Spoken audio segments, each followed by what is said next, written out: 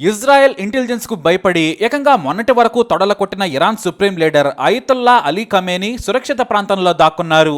ఏ దేశాధినేత అయినా ఇలా సొంత దేశంలో భయపడుతూ పారిపోతాడా అంటే ఇజ్రాయెల్ దెబ్బ అంటే అలా ఉంటుంది. చివరకు ఫోన్లు కంప్యూటర్లు సహా ఏ ఎలక్ట్రానిక్ పరికరం లేని ఇంట్లో ఖమేనీ దాక్కున్నాడంటే ఇజ్రాయెల్ సత్తా ఏంటో తెలుసుకోవచ్చు. ఎందుకు భయపడుతున్నారంటే రెండు కారణాలున్నాయి.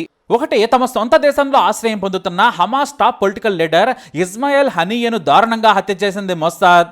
ఇప్పుడు ఏకంగా బయట ప్రపంచానికి ఎక్కడుంటాడో కూడా తెలియని హిజ్బుల్లా అధినేత నజ్రల్లాను దారుణంగా బాంబులేసి చంపింది.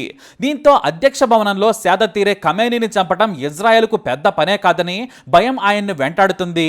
ఇక వెంటనే ఏమాత్రం ఆలస్యం చేయకుండా ఆర్మీ అధికారుల సాయంతో పారిపోయి రహస్య ప్రాంతంలోని బంకర్లో దాక్కుంటున్నారు ఆయన భయంలో అర్థం ఉంది. ఎందుకంటే బేరట్లోని బంకర్లో ఉన్న ఇళ్లలోనే ఉంటాడు నజ్రల్లా. బయట ప్రపంచానికి కనిపించడు. సొంత దేశంలోని వారికే తెలియదు. కానీ ఇజ్రాయెల్ ఎలా పసిగట్టింది, ఎలా చంపింది, ఇది అమెరికాకు సైతం అర్థం కాని విషయం. బేరట్ సిటీ సెంటర్లో ఉన్నాడు నజ్రల్లా. కానీ ఇజ్రాయెల్కు మొదటి నుంచి తెలుసు. దహియా ప్రాంతంలోనే హిజ్బుల్లా అగ్రనేతలంతా ఉన్నారని ఎప్పుడో తెలుసు. కానీ అక్కడ లక్షల భవనాలున్నాయి. మరి ఏ భవనంలో నజ్రల్లా దాక్కున్నాడనేది ఎలా పసిగట్టింది? యూదులు వెళ్లి బీరట్లో తిరిగే ఛాన్సే లేదు. ఎందుకంటే ఏమాత్రం అనుమానం వచ్చినా ఇజ్రాయెల్ అధికారులను గుర్తిస్తారు. నడక నుంచి భాష వరకు తెలిసిపోతుంది. కానీ రియల్ టైం ఇంటెలిజెన్స్ ఇన్ఫో ఎలా తెలిసిందనేదే మిస్టరీ. అంతర్జాతీయ మీడియా రాసుకొచ్చిన కథనాల ప్రకారం కొన్ని నెలల క్రితమే ఇజ్రాయెల్ ఇంటెలిజెన్స్ సంస్థలు నజ్రల్లా ఇంటిని పసిగట్టాయి. ఒకటి, పేజర్ల నుంచి ఇచ్చిపుచ్చుకునే సందేశాల కారణంగా వాటిని ట్రాక్ చేసిందనేది ఒక వార్త. ఏ పేజర్లో నుంచి ఏ సమాచారం వస్తుందో పసిగట్టి స్పైవేర్ ద్వారా నజ్రల్లా ఆదేశాలు ఇస్తున్న పేజర్లో లొకేషన్ను గుర్తించింది మొస్సాద్. సరిగ్గా పేజర్లన్నీ పేల్చిన తర్వాత భయంతో తనకు అత్యంత భద్రమైన ప్రాంతానికి రాత్రి సమయంలో నజ్రల్లా ప్రయాణించి చేరుకుంటాడని తేలింది. ఖచ్చితమైన లొకేషన్ను బేరట్లోని లెబనాన్ దేశస్తులే సమాచారం ఇచ్చారట. కొన్నేళ్లుగా వారిని పెంచి పోషిస్తుందట ఇజ్రాయెల్.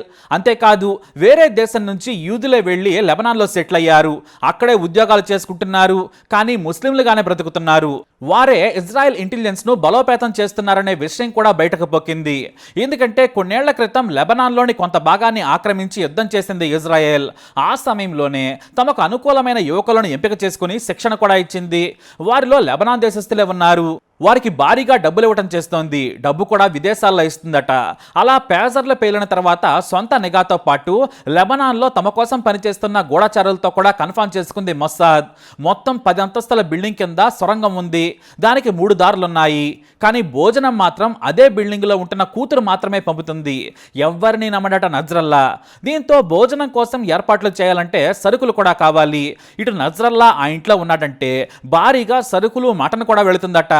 దగ్గరలోని మటన్ షాపులు, కిరాణా షాపుల్లో పాగా వేశారు ఇజ్రాయెల్ వేగులు. ఇక పేజర్లు పేలిన రాత్రే ఆ ఇంటికి చేరుకున్నాడు. ఆ తర్వాత అతని ఇంట్లోకి వెళ్లిన 2 వాహనాలు తిరిగి బయటకు వెళ్లలేదు. ఆ బుల్లెట్ ప్రూఫ్ వాహనాలను గుర్తించడం చాలా సులభం. బ్లాక్ టింట్ ఉండే ఆ వాహనాలను గుర్తించారు. పార్కింగ్ ఏరియాలో కూడా వాటిని తీయకుండా ఉంచడంతో అక్కడే ఉన్నాడని నిర్ణయించుకున్నారు. అదే సమాచారాన్ని ఇజ్రాయెల్కి అందించారు. కానీ బేరట్ సెంటర్లో ఉన్న భవనంపైకి బాంబులు వేస్తే అంతర్జాతీయంగా ఒత్తిడిస్తుంది. ఏకాకులమవుతామని ప్రధాని నెతన్యాహును వారించారు మంత్రులు. కానీ సరిగ్గా ఐక్యరాజ్య సమితి సమావేశం కోసం ఆయన వెళ్లాలనుకున్న సమయంలో ఇజ్రాయెల్ నుంచి సమాచారం వచ్చింది.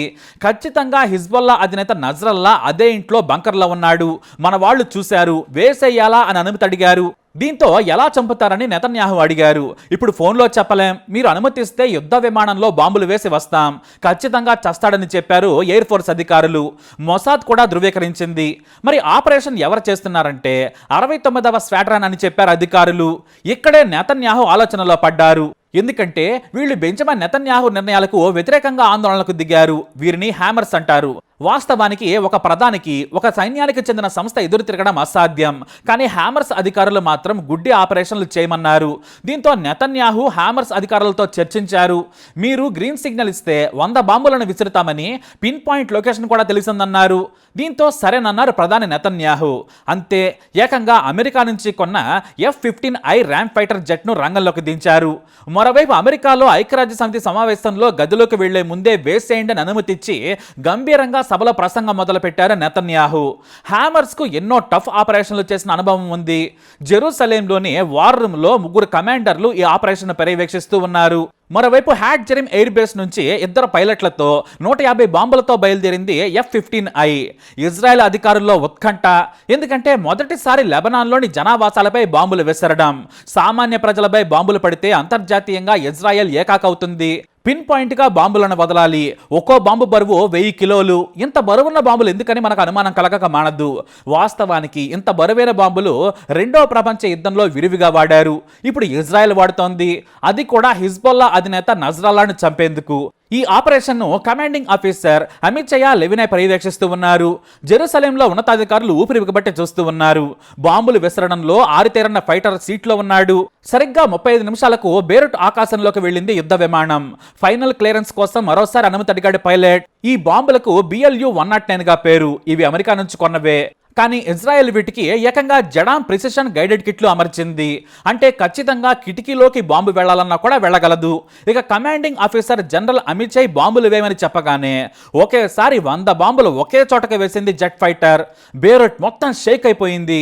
అన్ని బాంబులు ఒకే చోట ఎందుకు వేశారంటే నజ్రల్లా భూమిలోని అత్యంత లోతైన బంకర్లో ఉంటాడు. ఆ బంకర్ మొత్తం కోలాలి అంటే భారీ బాంబులు అవసరం. లేదంటే టన్నెల్లో బతికి బయటకు రాగలడు.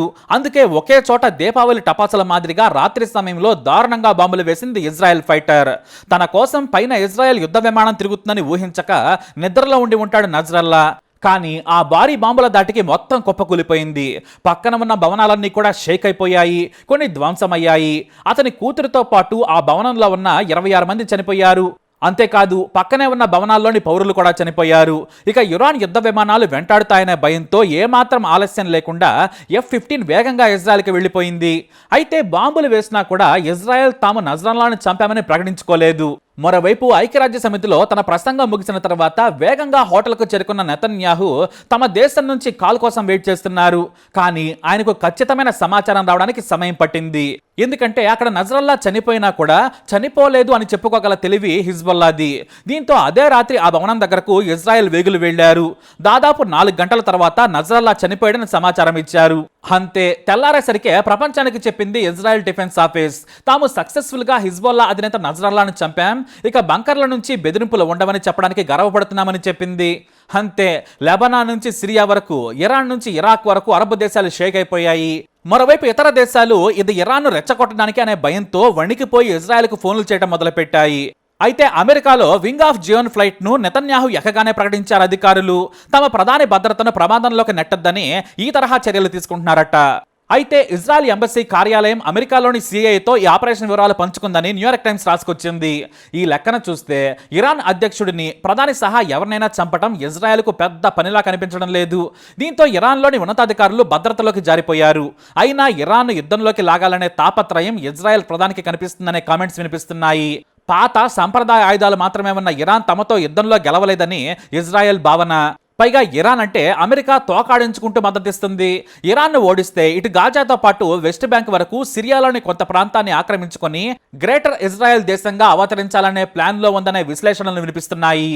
అంటే తమ పక్కన పాలస్తీనీలు ఉండకూడదు, గాజా నుంచి పాలస్తీనా వాసులను తరిమేసి మొత్తం ఆక్రమించుకోవాలి, కేవలం వెస్ట్ బ్యాంక్ ప్రాంతానికి పరిమితం చేస్తే తమ దేశ భవిష్యత్తుకు డోకా ఉండదనే ఆలోచనలో ఉన్నట్లు తెలుస్తుంది.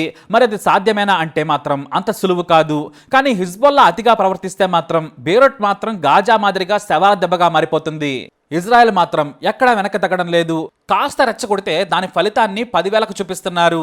ఒక్క శత్రువుని చంపడానికి ఒక భూకంపమే సృష్టించారు. మరి ఇలాంటి ఇజ్రాయెల్ పై మీ అభిప్రాయాన్ని కమెంట్ ద్వారా తెలియజేయండి. ఈ వీడియో అప్డేట్స్ కోసం మా ఛానల్ ఫాలో ఉండాలి, తప్పకుండా సబ్స్క్రైబ్ చేసుకోండి.